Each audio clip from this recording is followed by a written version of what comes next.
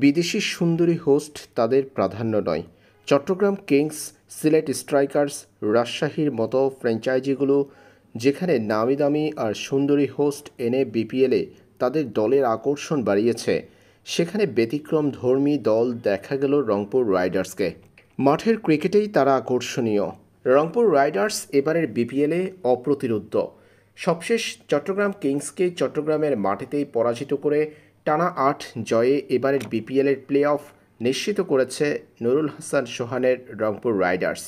মাঠের ক্রিকেটে সবচেয়ে বেশি মনোযোগ দেওয়া রংপুর রাইডার্স ৮ ম্যাচ থেকে অর্জন করেছে ১৬ পয়েন্ট। তাদের নিকটবর্তী অর্থাৎ পয়েন্ট টেবিলের ২ নম্বর দল ফরচুন বরিশালের অর্জন ৮ পয়েন্ট, অর্থাৎ রংপুরের সঙ্গে তাদের ব্যবধানটা ৮ পয়েন্টের।